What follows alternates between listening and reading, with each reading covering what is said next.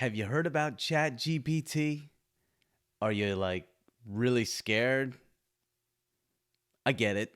It's kind of scary, right?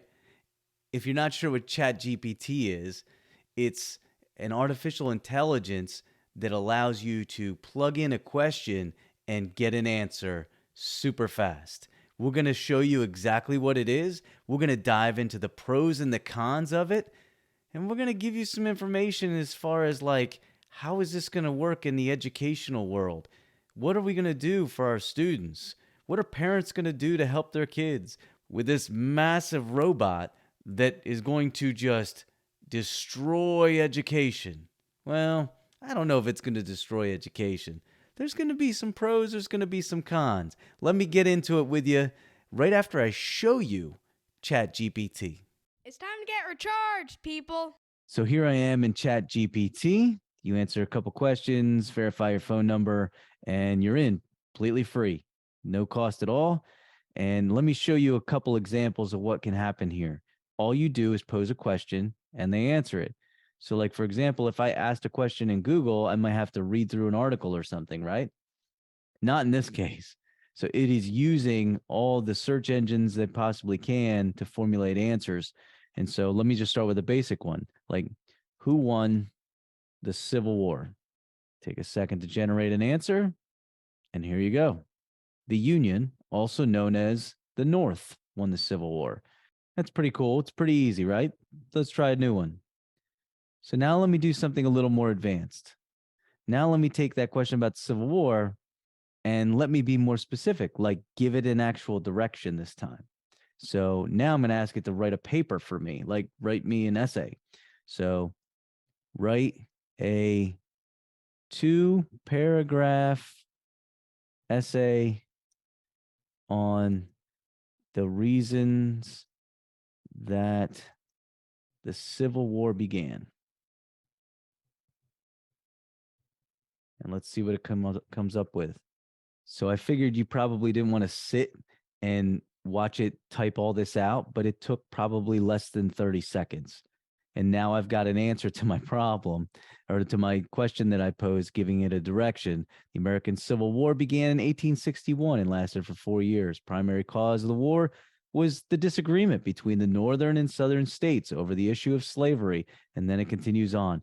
Pretty well written, right? This isn't just some junk kind of essay. It puts it together in a pretty meaningful way. I'm going to try another one. And this time I'm going to be a little more sophisticated in how I approach it. In this example, I can write it on a specific grade level. So maybe I ask that same question, but this time I'll ask them to do it in a 4th grade level. Let's see what happens. Write a 2-paragraph essay on 4th grade level about the causes of the Civil War. Let's see what we get. Okay. So again, I cut out. I didn't think you wanted to see it type for 30 seconds, so I cut that out. But here you have it, a similar essay now written for a 4th grader.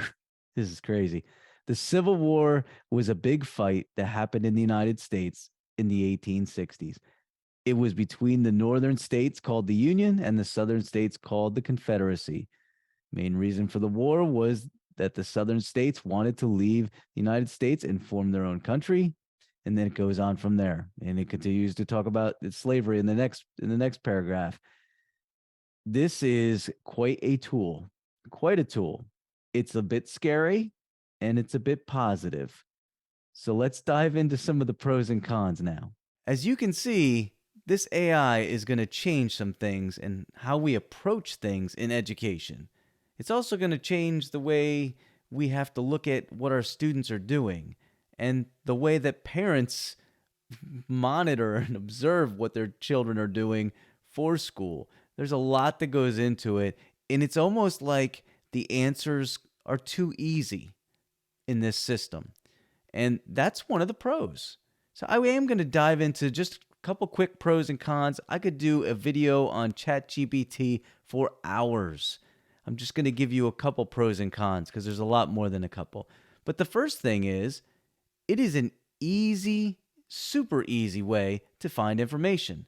You punch in a question and bam, it's amazing how intelligent this thing is.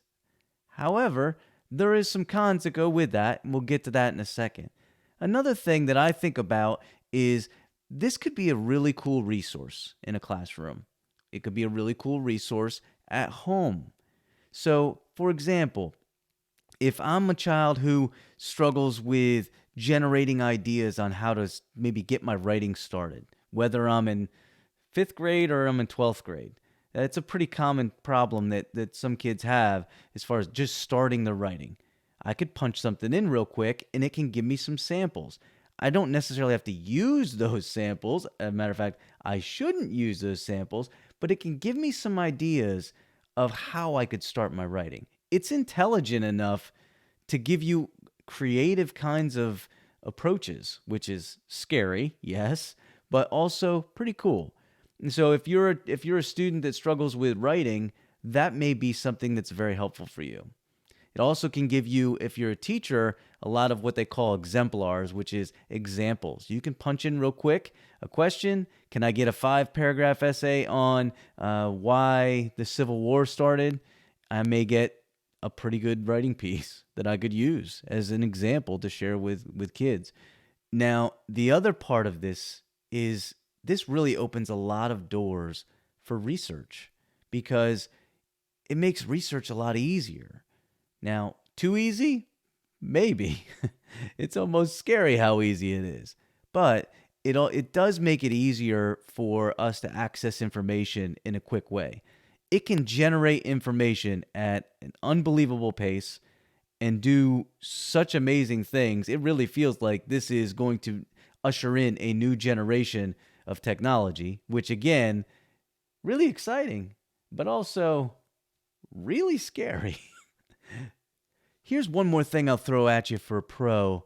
As someone who's worked for a long time trying to support kids with needs, learning needs, behavior needs, and so forth, I can tell you the fact that you can adjust levels is pretty amazing. So if I'm a special education student with a learning disability and I'm in 11th grade, but really I'm reading on a ninth grade level, I can take that text and now I can read it in a more simplified version of it and still get the understanding of the passage. That is pretty stinking cool, right? But there are some cons that go along with this as well.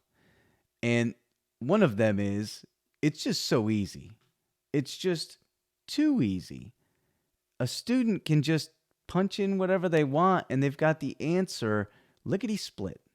So, because of that, it's going to be really difficult for a teacher to understand whether this was produced by a student or whether it was produced by ChatGPT. ChatGPT is actually pretty smart and it can produce really high level work. So that makes it super challenging for an educator to try to differentiate between is this actually coming from a student or not. That is definitely a con. It leads us into the fact that it's so easy. Will students really need to do work or will they just all evolve towards ChatGPT and hand in something? Well, we'll talk about that because education, it evolves. So there are some answers coming up about that. But it makes it so easy that you wonder how many students will just try to go that route to get answers, to hand in their assignments using this platform. The last con I will give you, and there's many more, but will this be so easy that it builds more complacency? And in a lot of our students, that is something that they're struggling with. Not being motivated, not persevering through challenges. It's actually something we address on our YouTube channel quite often in some of our other videos that you could check out if you'd like, because we're in the middle of a confidence crisis for a lot of kids. They just don't have the confidence to push through some challenging tasks. Well, if this is so easy to use, it's going to build more complacency, is something that you might think would happen, and maybe rightly so. So we threw out some pros, we threw out some cons. What on earth is the answer to this question? Is ChatGPT going to be something that is good or is it going to be something that's bad? And the answer may be in the middle. I will tell you this. A lot of times in education, we panic when something comes out. And rightly so. It's new, but educators evolve. Maybe better than any industry that's out there. Constantly have to change approaches, constantly have to change the way you address your instruction, the way you work with your students.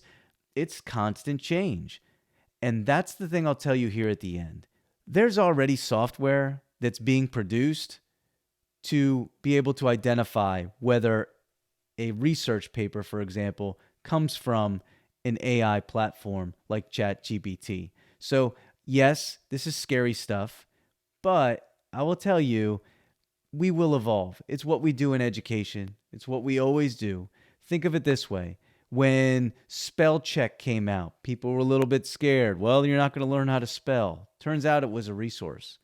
When Grammarly came out, well, you're not going to learn how to do grammar. Turns out it was a resource. If we look at ChatGPT as a possible resource that students can use, I think there's going to be a lot of benefits from it. Is it a little scary? Yeah, it's a little scary. It's a little scary for a wide variety of reasons, but I will say, I think it could be positive in the end. And in the education business, we have no other choice but to embrace the fact that there are some positive things. So whether you're on the pro side or the con side, or you're like me, kind of in the middle, ChatGPT is going to have a big impact on education. It's going to have a big impact on students. It's going to have a big impact on parents who are trying to monitor what their children are doing.